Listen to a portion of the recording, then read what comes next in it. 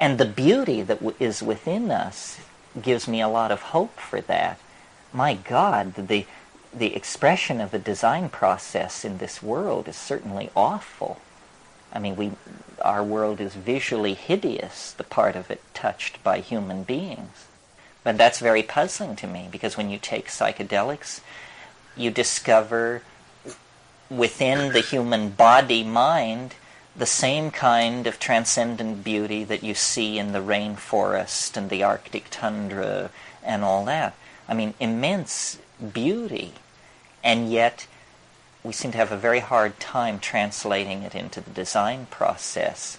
Art is, we haven't really talked that much about art in relationship to all this, but the politics of the situation here in this millennial crisis, I think the reasonable response is to push the art pedal right through the floor.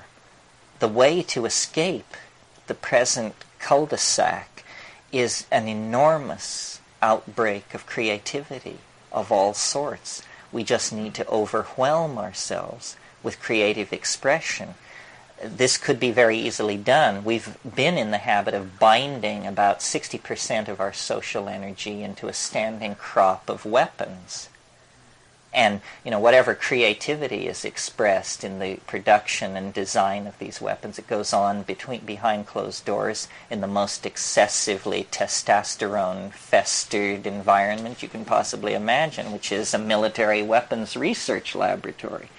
But if we weren't caught up in that, if we could really direct the resources the way we want, we have no idea how rich we are and how perverse our distribution of resources is.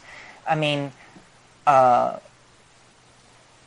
single F-16 fighter plane, standard equipage, costs $120 million. One of these fighter planes. They order them in lots of 500.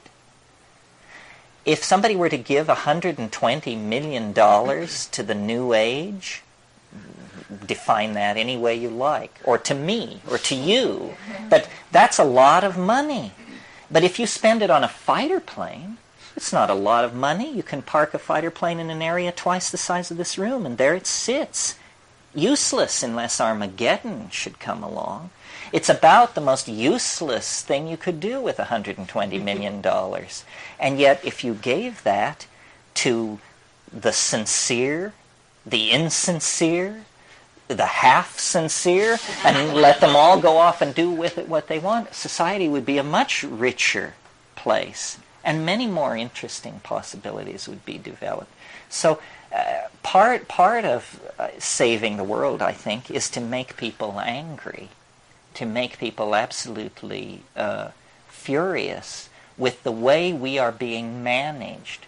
The human enterprise is being managed by idiots.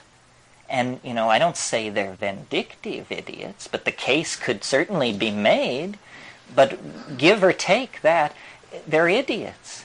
And we don't have forever, In fact, we have, I think, a very short amount of time to take hold and to insist that human values, which none of us have much trouble accessing. I mean, I'm not saying we're all Albert Schweitzer, but we know what it means to be Albert Schweitzer.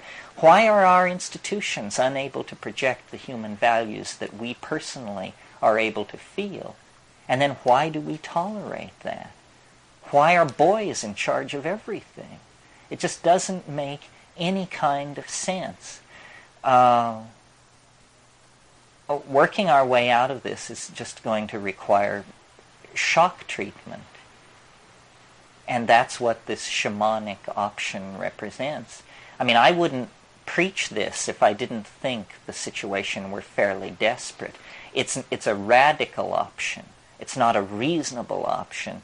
It's a quick fix, because quick is the only fix that counts now. This is not a debating society, the crisis confronting this planet. It's a life or death situation. I don't see any other option. Yeah.